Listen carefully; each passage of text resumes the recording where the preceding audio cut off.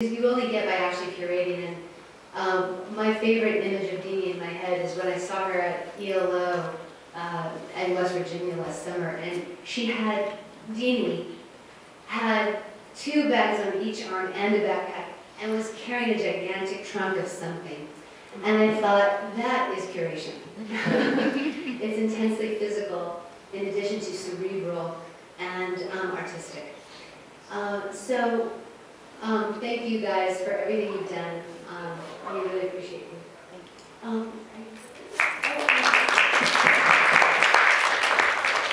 I'd like to introduce Caitlin Fisher, who is a long-time distinguished member of the ELA community, in which she won a significant prize in 1990s.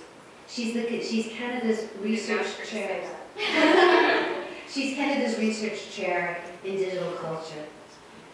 And she is at York University, where she has an augmented reality lab.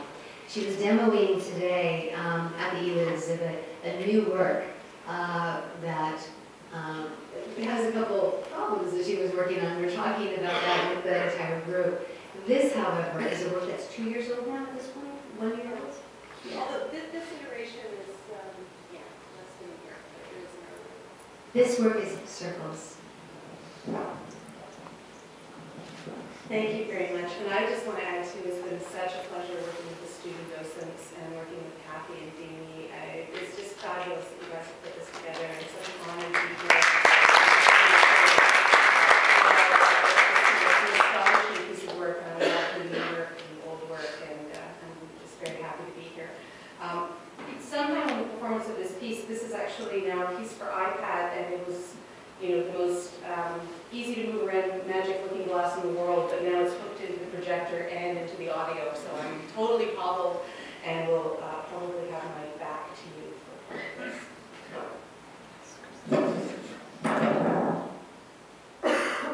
Just wait for it to go. And this is also, I guess,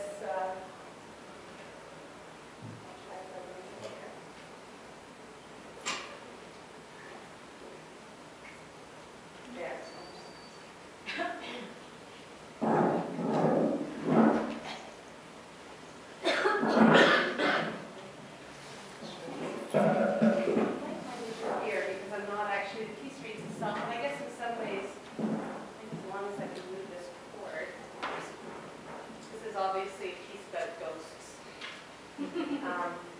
It's sort of a haunted box, so as you approach it, it's just regular objects. Brownie batter.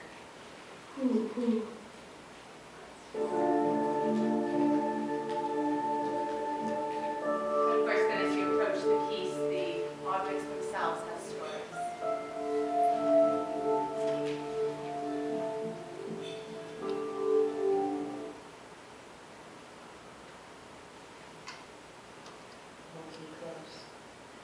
At 6, I say to Jelly, that's what I call my grandmother, when I get older, I will have a baby and I will give it to you. She laughs and holds me close.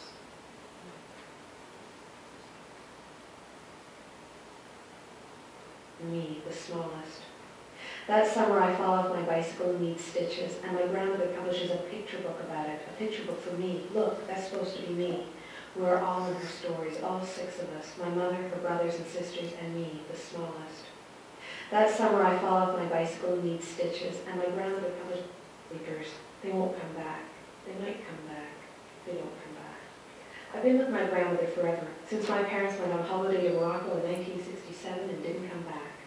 No one bought me sleepers, just waited for my little feet to pop through the bottoms of the thin material in 1968.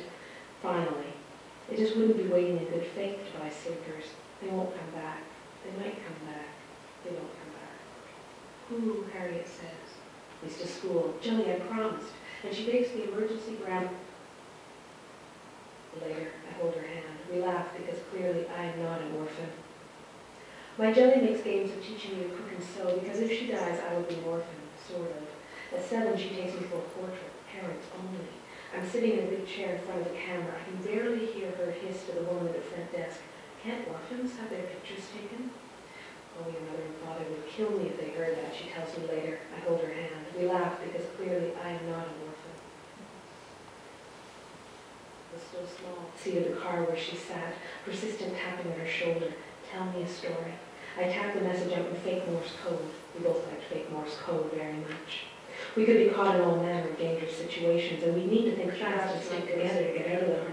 My grandmother, she's a storyteller, and always just a tap away. That's it.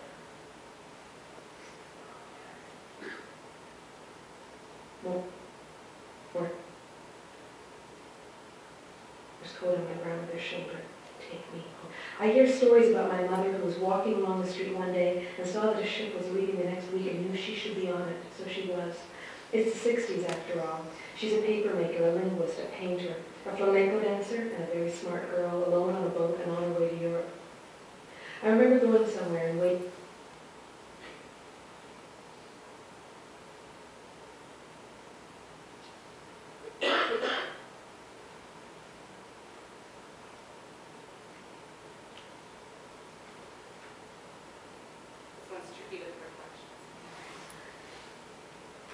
And keep bags of mulch on the patio. Mothers we need to tuck in at night after parties.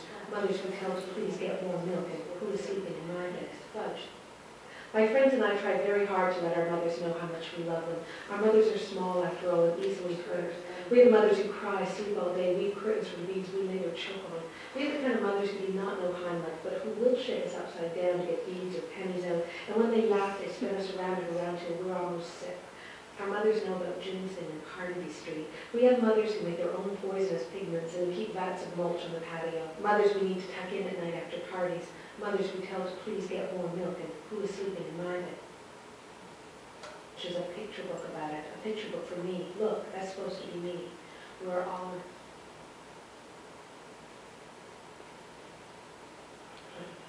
Ouch. We play I Spy, decorate birthday hats without a hint of anyone asking us to be careful or clean up.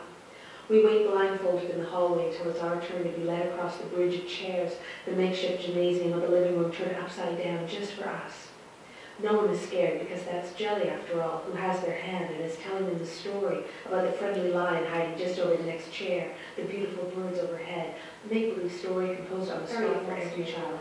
Tell me, when you close your eyes, what do you like to imagine most? She starts there. She does. I coo and make rolling R's. At 9 I wake up and remember that I need to bring brownies to school. Jelly, I promised. And she bakes the emergency brownies for me from scratch at 7:30 in the morning and gets me on the school bus at 8. Cakes, fudge, squares, lemon bars. Now there's no flour in the house. At 9 I wake up and remember that I need to bring brownies to school. Jelly, I promised. Known me my whole life, known my mother her whole life, known my grandmother her whole life, has made it halfway down the buffet without a plate, just spooning jelly salads onto the tablecloth. She doesn't really know who I am. Ah, there's the baby. I don't think she knows who this baby really is either. I let her hold Harriet, but I'm careful Harriet doesn't slither to the ground of the mashed potatoes. Kay sits next to me at the birthday party, as my grandmother's promised, and she bakes the emergency brownies for me from seem thin. Summers we used to visit her cousins at their cottage outside of Kingston, and we'd stop halfway at a little rest stop on the highway. And once, instead of pulling off her sweater before we ate our sandwiches, she pulled off her shirt too, and didn't notice and sat there in a bra for what seemed a very long time. She looked like a 1950s pinup girl, thin and long with that pointy bra and good sweater at her side. She was lightning fast to put her shirt back on when she noticed them, so it was hardly an age-related error. Katie's on. Morning, it gets me on the school bus and I did a small shuffle to the chairs. Where's Harold? Katie's foot. Oh, I'd ask Jelly. Oh, Harold's dead, love. Just pretend. Kay's mother, Mrs. Smith, went mad. The doorbell would ring and it would be Mrs. Smith and Harold. Go get a seat for Harold, my grandmother would say. Sure. I struggled with the chair. It was big and I was still small. Mrs. Smith did a small shuffle to the chairs. Where's Harold? I'd ask Jelly. Oh, Harold's dead, love. Just pretend. Fudge, squares, lemon bars. Now there's no... Broke, my grandmother needs help to get in and out of the bath. My baby Harriet needs help too. They can have the bath together, I reason. My grandmother's body is soft and still strong. I climb into the water with her and catch her weight as she sits down while Harriet clutches the side of the tub and looks forlornly at the water, at me holding Jelly. Worse, now Jelly and I are laughing. Harriet's enraged. Laugh is something we do together. No, no, no, no, no. She bites the side of the tub in a final fit of rage. Jelly has stolen her bubbles, her mother. I try to put her in the water and she lunges for my breast with both fists. Hang on, I tell her. Shh, I tell her. Hang on. And Kate, she then makes little ha sounds. She wants birthday parties with turtle pancakes and stories made up on the spot, I think. She needs her Jelly, flower in the house. She sits on the lap of her own mad Mrs. Smith. When did I eat my last turtle pancake? Crying into the brownie batter. Hoo, Harriet says. She grabs my bracelet with a hidden heartbeat. You can still hear it beating. The thump. The sound is all six of us. Thank you.